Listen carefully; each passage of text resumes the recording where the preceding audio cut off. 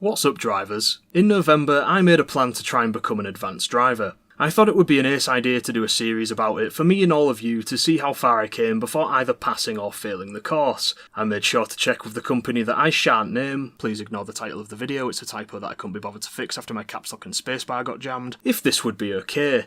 They seemed excited about it and told me I would only need the permission of my allocated observer.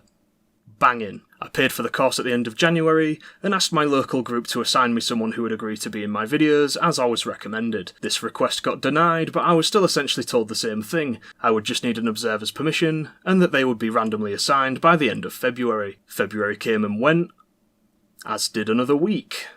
Before I thought, maybe I should chase this up. I'm now told that a GDPR officer needs to be involved and make a decision about whether I'm allowed to do this or not. Okay. I'm a bit annoyed at this point, although I persevered, but it's at this point that I say if the GDPR officer says no, then I'll have to ask for my money back, as this contradicts what I was told before and after I'd paid. They now tell me that a whole panel of observers need to decide if I can make the videos and that there will be absolutely no time frame for this decision. At this point, as you can imagine, I'm pretty dissatisfied. What I was told pre-sale now seems very much to the contrary, and I have not been suitably kept in the loop until I chase them for updates. So with my refund window now long gone, and time passing where I might not be able to make a charge back, I decide to ask for my money back. I'm told that a week-long investigation will now take place to decide about my refund, but the very next evening, I receive quite a high-tension phone call from a chap who seems rather disgruntled and confused. He clearly had no idea who had said what or when to who, and had simply rushed to get me on the phone to have a confrontation about it with me, and very smugly tell me I won't be getting my money back because of their terms and conditions. I tell him what I was told pre-sale, and he immediately snaps, "No you wasn't told that." Not particularly feeling up for a shouting match, I swiftly ended the call.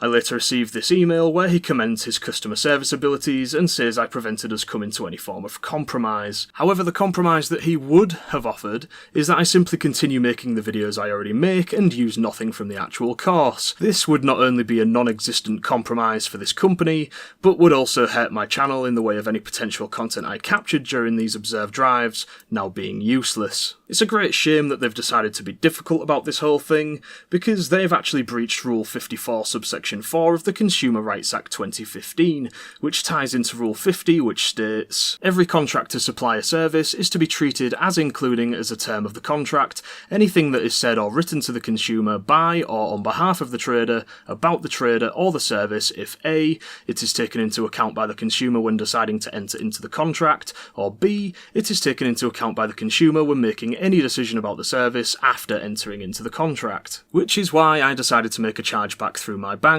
and sent them a letter threatening legal action. Unfortunately, they declined my offer of a reduced partial refund due to the fact that they are more than happy to deliver the course and can work with you to find a way for you to make the course a subject of your social media channel. First off, is it just me, or does that sentence read like someone whose knowledge of the internet barely surpasses Windows XP on dial-up? Secondly, it sounds like the same compromise I was gonna be given by the bloke who emailed me after the phone call.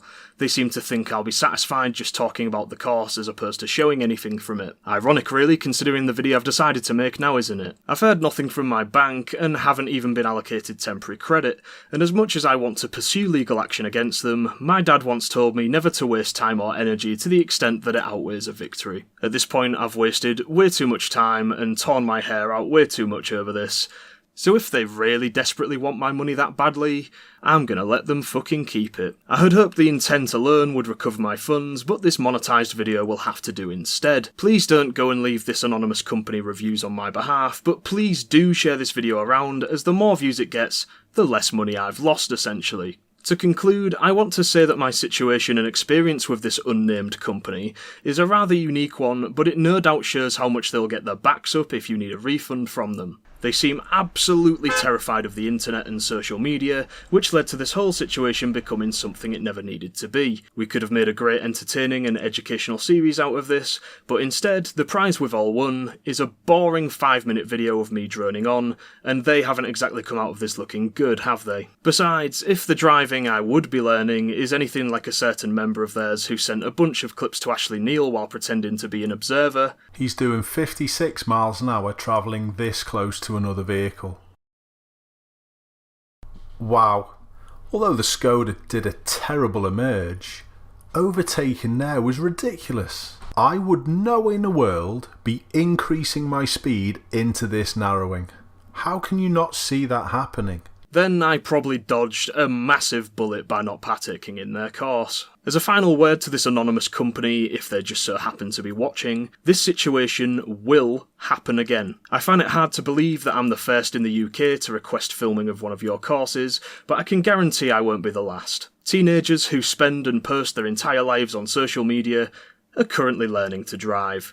Many of them content creators and some with huge followings. So I suggest putting a blanket statement policy in place which either permits or denies a creator who wishes to film their courses with you. I'm assuming after your experience with me, it'll be the latter, and I've just ruined it for everyone. So I'm sorry about that, I guess.